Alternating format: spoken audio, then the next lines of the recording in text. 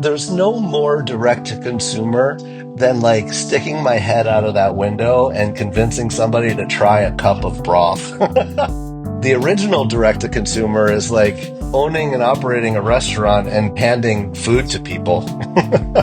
Look, everybody talks about story, right? Story is everything. And we have the benefit of authenticity and real stories. I launched that window 10 years ago. Everybody thought it was a fad. And it's like, here we are celebrating our 10th year anniversary. We've been doubling our business over the last like 18 months, and it's very exciting.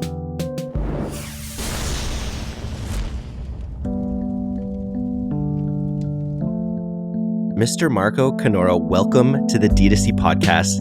This is the first chef we've ever had on the podcast, the first celebrity chef, of course, we've had on the podcast. So give me a summary of your Kitchen Confidential, the clean version. It doesn't have to be too clean, but your hero's journey in the culinary arts that led you to build Brodo. Yeah. Look, I've been cooking my whole life. Like, cooking is so integral to every aspect of my being.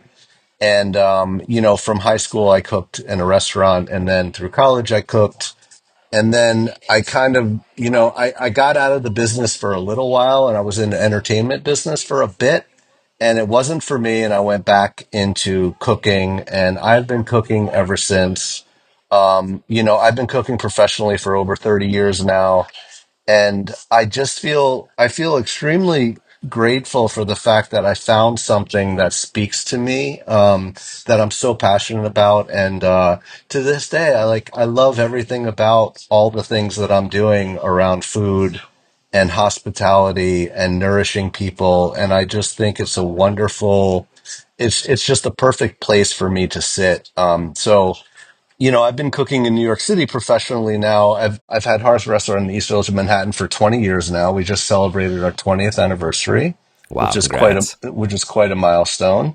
And I worked for I haven't jumped around. Like, I didn't do a bunch of like working in France and working in Italy and working at all the cool places in New York. I was kind of like a few places for a long amount of time. I worked for Chef Tom Colicchio of Top Chef fame and Gramercy Tavern fame.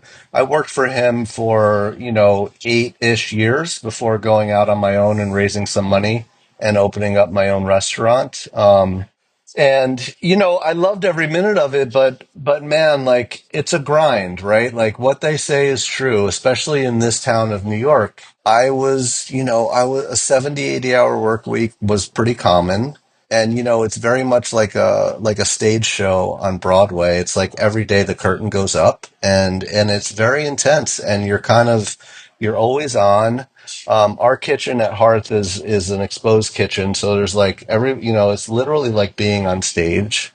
And before that, I opened Craft with Tom Colicchio, and that was a very high profile opening. And running the kitchen at Gramercy Tavern in the early years of when they opened, these are very stressful positions. And feeding hundreds of people in very short time frames and leading a bunch of cooks, like, it is a high stress job. And about 15 years into that job, I had a come to Jesus moment. I was not well. I was like super burnt out. I was stressed out. I was overweight. I was like self-medicating with alcohol and cigarettes. And, I recently became a new father, and I really had this come to Jesus moment where it was like, I need to kind of look in the mirror and I need to figure out a path forward, because like, this ain't working. Yeah. Um, and, Even though outwardly you were in the top 1% of what anyone was doing in the culinary Sure. arts, right? Yeah, sure. I was really at the epicenter of it, and working for Tom and opening Craft and starting my own Getting a business. Michelin star, Yep, that's yep. pretty, Michelin they don't come starred. easy. They don't. And New York Times reviews, and it was really, it was the big leagues for sure. And I felt, I had published a book, and I'd been nominated for some James Beard Awards, and like, it was all super peachy keen from the outside. But the fact of the matter was, is like, I was like, it was destroying my physiological body and my emotional self, and like, I wasn't in a good state by any stretch of the imagination. And thankfully I had that moment. A lot of people just like, they just bulldoze their way through. I had a bit of a reflective moment, and when I decided to like change all kinds of things about the way I existed in the world, one of the first things I did was I got rid of my coffee habit. I had been Hmm. drinking, and it's very common in this industry. It's like Tech there's as a coffee, well. yeah, there's a coffee machine every day right in front of you, right? So I was drinking literally 6, 7, 8 quarts of coffee a day. And, you live on this stuff, right? And so one of the first things I did is I swapped that coffee habit and I started drinking the cooking broth that was at the core of my kitchen. And it's frankly at the core of a lot of professional chefs' kitchens. So I would start my day with coffee, and I still do to this day. Like I'm such a coffee snob, and I love my first cup of coffee in the morning. But transitioning to broth was a catalyst for a lot of really good things for me, and I think, and I've seen it work on many people. I don't want to sound like a snake oil salesman, but you know, getting out of that much coffee and getting into this nourishing, calming, soothing, kind of electrolyte filled, protein rich broth. Uh, Collagen infused, right? yes, yeah, for sure. It really was the catalyst for a lot of good things. My sleep started getting better. I started shedding weight. My energy levels went up. And then once I had energy levels, I was able to begin exercising.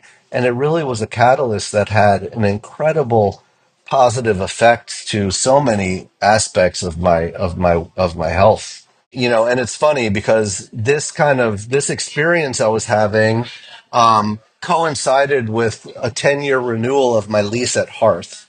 And I don't know if you know much about real estate in Manhattan, but it's like lease renewals are quite stressful because they handed over a 75% increase in rent. And that's anxiety inducing. Restaurants are notoriously small margins. And, getting that increase in rent, things were going good, but like that's a big bite, 70% increase. So I had to find new revenue streams. And I had this cool window, on First Avenue, and I had always dreamed about figuring out what to sell out of that window. And I thought through all kind, I was going to do apple cider donuts, and I was going to do a little coffee thing, and oh, maybe meatball sandwiches, whatever. I had all kinds of ideas. I never, went through with them. Never really needed to. This lease renewal really forced it, and it coincided with my own little health journey, and I was like, God damn, like I'm going to try putting broth into a coffee cup with a sip lid and selling it to like these anxious, stressed out New Yorkers passing by. And it's our 10-year reunion right now, so I've been digging up like old first menus and looking at the first week of sales and trying to find old images and such. And it's really it's extraordinary to think about, sticking my head out of that window on that first day and people like, what is this? And I was like, it's broth in a coffee cup with a sip lid. Um, and That's great. and it was really the beginning of something uh, that's really grown tremendously, and I'm so kind of honored and proud to have brought this product as a beverage into the world, and it's been such an incredible journey, and thinking about this I've been thinking a lot about the direct to consumer, that language, and I was thinking like, there's no more direct to consumer than like sticking my head out of that window and convincing somebody to try a cup of broth and being in front of them, and having Yeah. them, and to a certain degree, I feel that way about, today direct to consumer is what we all know it to be in digital and e-commerce, but it's like the original direct to consumer is like owning and operating a restaurant and handing food to people. Yeah, verbal category creation, right? Because you were sort of, you're Yeah. convincing people of a new, and then we talk about category creation as an opportunity on this podcast all the time, but you don't usually think of it as you're literally like explaining categories to people outside your window. Totally. And it was really a category builder. And I mean, it's hard work, as you know, to be first and build a category. And it's come with many challenges, but it's just like we really own that beginning. And it's just been extraordinary. So that's a little bit about the background and the founding of it. I just have to ask a selfish question before we dive in on the broth. How Sure. do you feel about the bear and its representation of that world? Oh, that's so funny. I get asked that a lot. I mean, it's Because it's such literally the a, meatball sub out this, they do meatball subs out their window, and they've Yeah, got they the do the Michelin beef star on the back. sandwiches. I think there's a lot there's much about the bear that I think is spot on that I love. And but what I find interesting is the first season, the I feel like the first season really captured the grit of the reality of this business. And because they went into an old space that was actually used and they didn't do anything to it. So the environment of the first season really lended to it feeling real. And then like it was such a smashing success, and they clearly went and pitched it and raised money. And then every season after, everything's all polished and new and beautiful. And I just feel like it lost a little bit of that authenticity that the first season had. And that's just my analysis of it. In general terms, I will say they hired some super credible people that did really wonderful work, and much of it is pretty spot on. Very cool. Well, thank you. And back to the broth. In the kitchen environment, and in New York, you're going to serve a lot. You're going to have a lot of turnover. You're going to be serving a lot of people. But what you're doing with the broth really allows you to go to so many more, right? Oh, for sure. Talk about those early days of like going from the window to. And what was your first move outside of the window? Was it to retail or was it to D2C? Yeah, so it was shops first.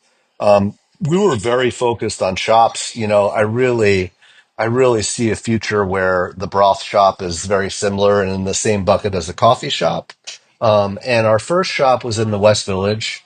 And D2C was born in the basement of our 350 square foot shop in the West Village. It was really quite comical to see us packing those first orders. We were basically shipping frozen quarts of broth, packing them ourselves in the basement, trying to work out a deal with the United States Postal Service or whoever would deliver it. And we were very shop focused. But what happened was our customers really just started knocking on our doors. Like a lot of New York is Manhattan, especially, is a very transient place. So a lot of people would have come to the window or come to our shops either while they were visiting or they used to live here and now they moved away. And every day we were fielding incoming about them wanting this broth. And it really forced our hand. And it's funny because now it's completely flipped, and we are fully leaning into D2C, and the shops have subsequently closed. COVID, there are many things about brick and mortar in Manhattan that are very difficult. One of them is acquiring quality staff members. Another one is the increasingly high rents, and opening that door and locking that door every night. And especially through COVID, it proved to be a bit too much. It was also, again, like we're building a category and it requires an immense amount of education. And it's a bit easier to educate online than it is face to face in a shop, to be honest. So, yeah, the early days, I'd say like 2015, 2016 is when we started doing D2C. And ever since, it's been a gradual climb with all kinds of ups and downs along the way. And so you're CEO, you're founder and CEO of No, Andrew no, Garner. I have a wonderful partner, Andrew Garner, who is the okay. CEO. We have a very small team right now. And so no, like look, I outsource this stuff. Like I'm super creative guy. I'm chef guy, and I'm also like very much positioned in like what's going on out in the world as it relates to like nutrition and wellness, and like that's really my happy place. And making great flavors and making sure that the product is the best it can be, and the R&D behind it and the oversight around manufacturing, et cetera. It's really where I live, and I'm very grateful for the small team I have around me. I mean, because they're pretty badass at what they're doing, and like we're really growing something special, I think, and it's been growing wonderfully of late, and we're all very excited about the future. What can you say about the size of the business at this point? Well, look, I'm not going to share like gross revenue stuff, but I'll No. tell you what, on the other side of closing the shops and leading into D2C and getting ad campaigns and what have you, and also getting a shelf stable product and getting our box economics in line and in order, we've been doubling our business Yeah. over the last like 18 months, and it's very exciting. Super cool. What have been the biggest drivers of growth on the D2C side? Is it meta ads? Yep, it's mostly meta ads. We do some Google ads as well, and we have a great, we have a lot of emailing going on as well. And look, everybody talks about story, right? And story, story is everything, and we have the benefit of authenticity and real stories. It's like, Credibility too, right? yeah, yeah, exactly. It's just like, I launched that window 10 years ago. Everybody thought it was a fad. And it's like, here we are celebrating our 10th year anniversary. And you know what's more of a fad? Fake meat. Yeah, And I agree. so it's like, what's not a fad? This thing called broth that people around the world have been boiling bones for centuries. And you didn't have to convince me that drinking broth wasn't a fad, but everybody wanted to say it's a fad, it's a fad, and it's a fad. And, $9 cups of broth, like you're crazy. And it's just like, I very proudly sit in this chair to say, like, 10 years later, like, we're growing like crazy. And the more people who try it, they stick around because it's real, it's delicious, they love the way it makes them feel. And look, it hits all those macronutrient, profiles. It's like 20 grams of protein, under 100 calories, and it's dairy free and gluten free, and it's easily absorbable, and it's 100% whole real ingredients that everybody understands. And I would dare say, like, there's not another product that could make all of the claims that we could make. And it's like super traditional. It's been around forever. So I think we've been very lucky with our timing. We've got a lot of things on our side, and yeah, the credibility of like the flavor, it kind of speaks for it. It does the marketing on its own because the retention is so high, and the people who love us, it's mostly word of mouth marketing, and I feel like that's the most powerful type of marketing. I agree. But top of funnel is you're mentioning the education aspect. And I'm curious about how on Meta, how do you guys think about, is it mainly through narrative? Is it mainly through maybe you as a storyteller, the story of the business that tells the story of the product? Or how do you do your education or category creation on Meta ads roughly at a high level? Um, It's a lot, we carve out days with a videographer, often in my kitchen at home. And we show the versatility of the product. We overlay good stories, whether it be about the interesting and challenging thing about this product is there are so many use cases and there are so many users in different demographic buckets, and it's very hard to kind of pick one. And sometimes that bites us in the ass, right? Because we find ourselves telling a lot of different stories to a lot of different people.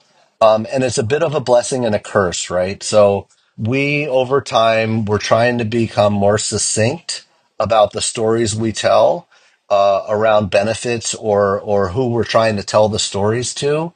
But frankly, like, after running shops here for so many years and seeing all of these people come in and hearing their stories, we have an incredibly diverse demographic of people and an incredibly diverse use case. Because, like, yes, there's the beverage piece, but it's also been something at the core of cooking and the core of people's homes for a very long time. And getting this back on the staples of like milk, eggs, butter, and broth, as far as I'm concerned. So look, I think sometimes we should pick one story and just keep on hitting it. But I kind of can't help myself because it's such a diverse and wonderful product. Yeah. Controversial question, maybe, but are you on Amazon? Yes, we are. You are okay because I just googled it. Maybe not in Canada or something because it didn't come up. Broya came up, who looks like they're kind of like encroaching a little, like a little. They're cribbing a little bit there. There's been so many people coming into the space in the past I 10 bet. years. It's kind of nuts.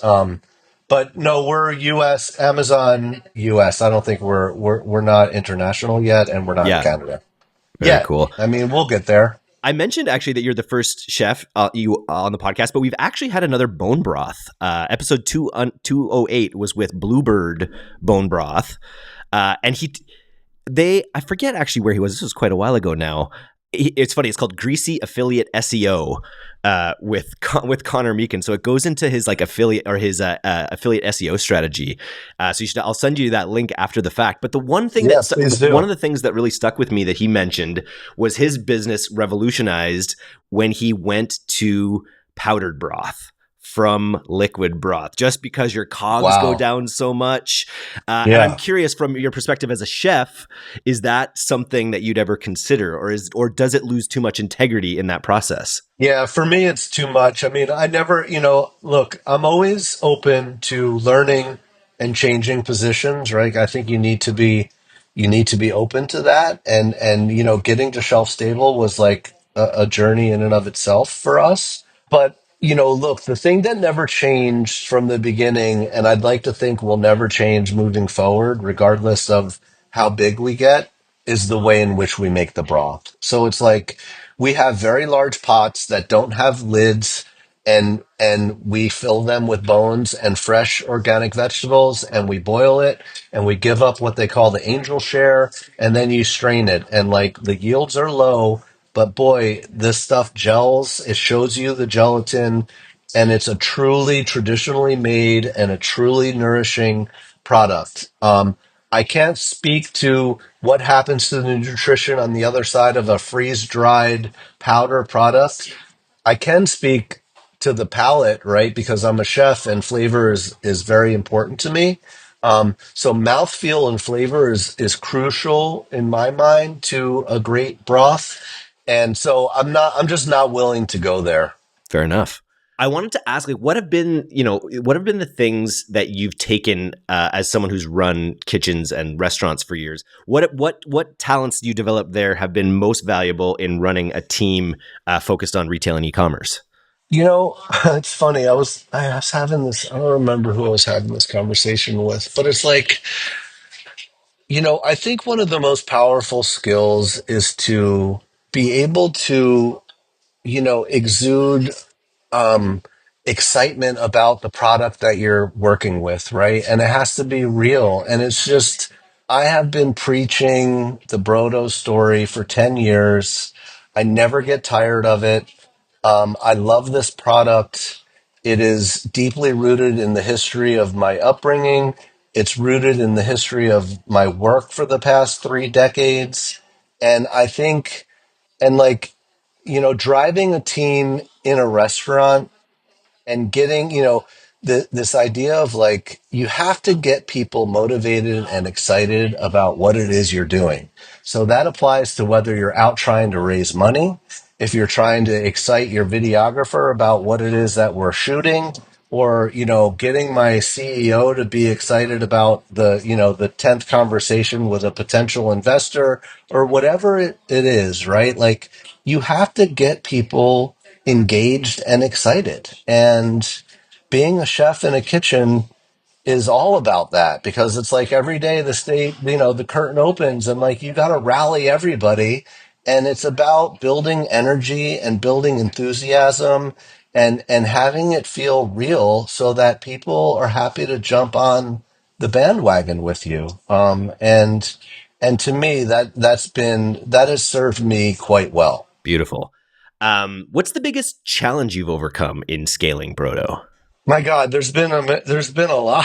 There's been so many, in so many different areas. But I guess scaling production, right, and making sure that your standards, there's always trade-offs, but it's like having a real firm line of knowing where not to go over on the trade-off thing.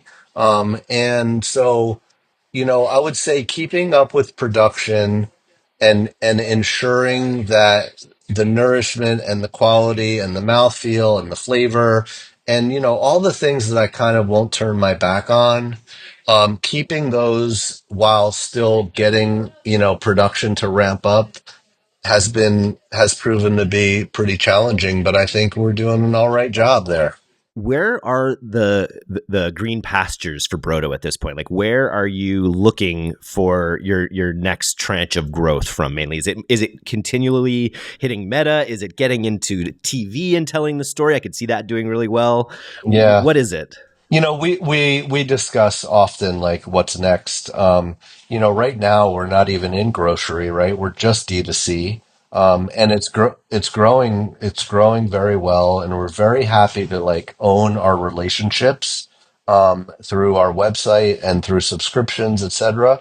And for a product like this, right? Like this, we're not making it the way it's commonly made out in the commercialized grocery uh, place.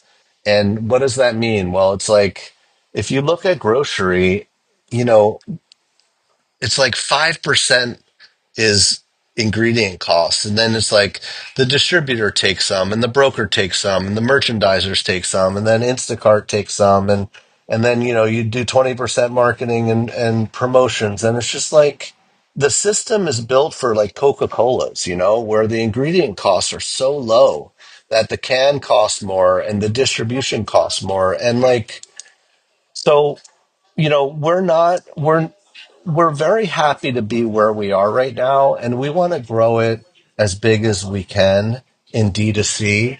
And hopefully that scale and that volume will help us drive our costs down. But for the time being, like grocery is just they take too much and it's too difficult. And I'm just not willing to do those trade-offs at this stage.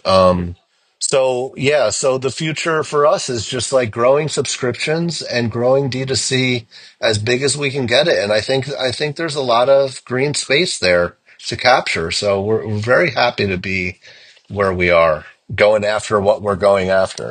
Talk a little bit about subscription, just because I have I think it's, what is it now? It was $60 a month BioSteel habit now, where I'm just every month I'm buying a big tub of electrolytes that I could just put sea salt in there, but Yeah. and I could easily be bone broth.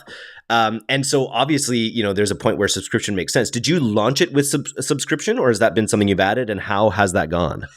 We did not launch with subscription. It took us a little bit to get that all, but dialed in. And it's been going great. And again, I will say it's because the product kind of does it for us, right? Like, so as soon as people have this convenient pouch in their kitchen and in their lives, they start realizing all the various use cases. And we're in an 8-ounce pouch. So, we used to be in a 22-ounce frozen block, and now we're in an 8-ounce shelf-stable pouch.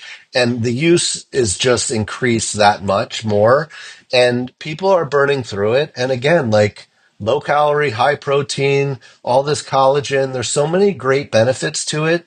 And one of the early taglines is like the world's first comfort food. And it's like this stuff is soothing and delicious. And it also happens to be all these other healthy things too. And as soon as people get it into their lives, I think they become quite addicted to it in a very positive way. So subscriptions have been serving us quite well, and we're I and we're pretty bet. excited about that. I'm just looking at all the flavors here too. I actually am a very big broth connoisseur. I go for pho quite a lot, and I love Nice. I love the pho broth. And I see you have Absolutely. tom. So you have got tom yum in there, which is Yep. another. Is that a beef broth as well that just has the Asian So flavors? our flavored broths today are built on only chicken, but Okay. we plan on widening that offering. We're working on two new flavors that will probably come out at the end of the first quarter of 25. Again, blessing and a curse. This stuff is like the perfect canvas for flavor. And like I could come up with 12 new flavors tomorrow. But again, like restraint and focus is kind of critical. And so it's kind of difficult sometimes to not get too excited with the various flavors because you're right. I could do a pho. I could do a million things. Yeah. And we just have to be careful. That's all. I'm just on your shop page. It's a pretty unique shop page with it really Say more. prioritize. Well, just that it's not just like individual products that you see right away. It's the variety boxes. It's you're Yep. really The prioritizing bundles. bundles. Like the Yeah. native application of this would be to just show all your products, and then maybe you add bundles, in the through the checkout process or whatever, maybe lower on Hmm. the page. But you just lead with this like variety approach, like buying in bulk. I bet that helps with AOV. It does. And let me tell you, like again, like this idea of how do you learn from the brick and mortar of a restaurant or a broth shop?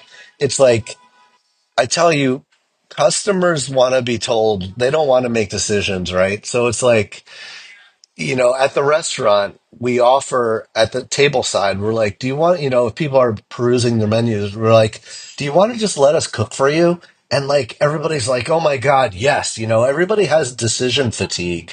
So I think leading with bundles and really spoon feeding, like you don't need to think about it. Just get this and figure out what your favorite one is, and then you could build your box later. But I think, creating that ease and making that offer is something that I find users very receptive to. Super neat. And then finally, you mentioned email being a big part of what you're doing.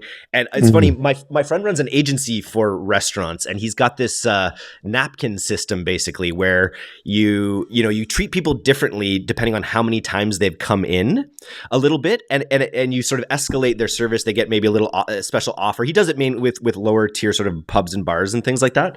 But it reminds me a little bit also of Cousin. I have to wonder if you have a cousin, like Cousin in the Bear, who's the maitre d' in the show The Bear, who researches his customers and treats them each individually. I'm Oh, curious interesting. in your email what sort of like how you think about segmentation, and do you have like a maitre d' for your email where you're treating people in different segments based on what they might like or whether it's their birthday even? We've been discussing a lot of that. We haven't really implemented much of it, but coming on our 10th anniversary, like we've been having those kinds of conversations about how can we target our best customers and offer them things to make to to express gratitude over their being such a part of our family. And so we have a bunch of stuff planned in that regard. We haven't done much of it to date. We're a very small team, and that stuff is not as easy. It's not as easy as it sounds. So yeah, the short answer is we're not doing it today, but we're very interested in exploring it more. Very cool. Well, Marco, I want to thank you so much for coming on the podcast today. This was super fun. I want everyone in the audience Thanks, to go Eric. check out brodo.com, buy yourself a bundle. If people want to follow your entrepreneurial journey, are you active on any social platforms? Yeah, I'm on Instagram at Marco Canora. I'm going to add That's where I you. sp- that's where I spend most of my time for sure. Fantastic. And if you had any advice, I've been looking to start something lately, and I love whole products, and I actually just went and bought a bunch of different beef tallow skincare brands Nice. from Amazon, and I've really been enjoying it. I really like it. What do you I think of love that it. idea? I love that idea, and I tell you, I think the future is a return to tradition. I really believe that. I think that we've all had it with the greenwashing and the fake foods and the chickpea puffs and the Yeah. Or the and food the pyramid. We've been sold a yeah, bill of goods for a long time totally. about our health, right? Totally. Yeah, I would look to history to drive a category to get into, and Yeah, tallow for facial stuff is right is in the sweet spot in my opinion. Love it. All right. That's all the approval I needed. I'm in. Are you in New York often? I will be. Yeah, I've been traveling more. I was there for Grow the conference a couple months ago, and I'll be back again for that, I think. So I'd love to connect there. Well, come to the Brodo window. Allow me to give you a little broth tasting and show you around the restaurant. And I'd be thrilled to do that. So please poke at me when you're in town. I will, man. Thanks so much. Have a great Yeah. day. This is fantastic. Thanks, Eric.